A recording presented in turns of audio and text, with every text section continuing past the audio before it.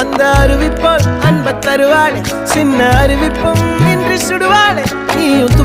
தும்மிடி ஆயுசு நூறாக என் உயிர் உன்னோட பத்திர சொத்தாக என் பார்வை உன்னோடு உன் பொம்மை கண்ணோடு பேசாமல் விண்ணோடு